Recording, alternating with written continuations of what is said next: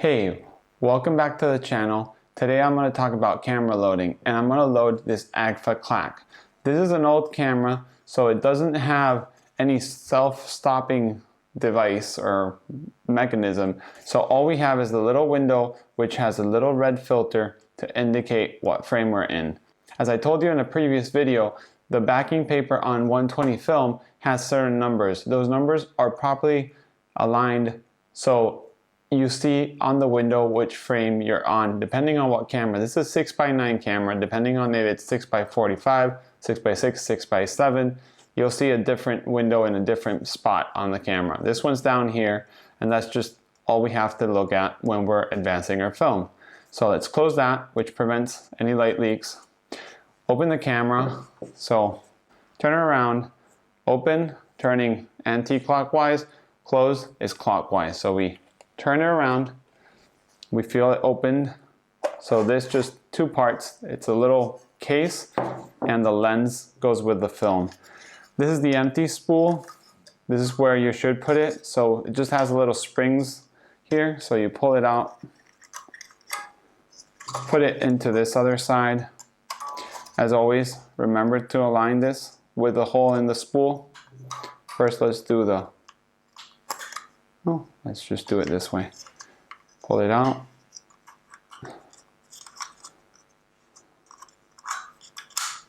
Okay, that's there. This is where it will wind. So of course, this is where you want the film to start winding onto. Now you have the hole here is where the frame, that's how big the frame is. And this is where your new roll of film goes. So let's grab some film. I'm using Fuji Acros 100. Because this camera, it has a fixed speed of 1/30th or bulb, so I want some slow film. This film also has a great thing, which it won't need any added time when you're shooting at night or long exposures, up to 2 minutes. So we, as always, peel off the sticker. We have our backing paper. This one doesn't say it's unexposed, but still, it won't say exposed either, so you understand that's a new roll. We want to see the numbers, so the white is the one that has to go on the outside of the camera. So we put this in, lock it in there. Now the film's in. We pull it. It's kind of loose, so let's hold it a little bit. Let's hold it a little bit. Pull it slowly all around the camera into the empty spool through the slit.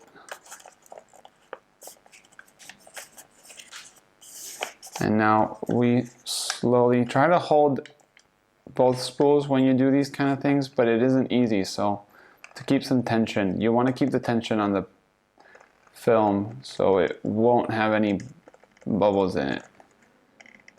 So you start turning this, there's no arrow, so you just gotta turn until you feel it's tight enough that it won't go off anymore. You see, that's good enough.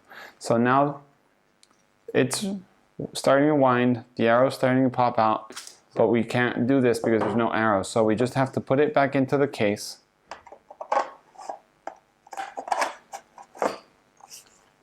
Turn around, turn clockwise as I told you to lock. That locked it into place. And now through the little window, we open the window. Now you can see it's a little brighter. It's because of the white paper. And we turn it and the little arrow indicates. So that's clockwise. Let's start turning it. And as we turn it, we will start seeing numbers soon. You see, that's the arrow. But we don't want the arrow. We want to see frame 1. As it does 8 frames per roll, you will only see 1, 2, 3, 4, 5, 6, 7, 8, and you'll be done.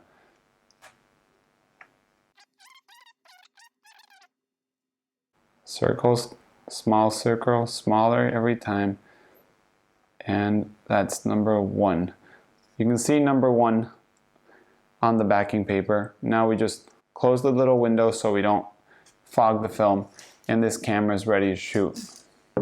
I hope you enjoyed the video, and I hope to see you next Wednesday.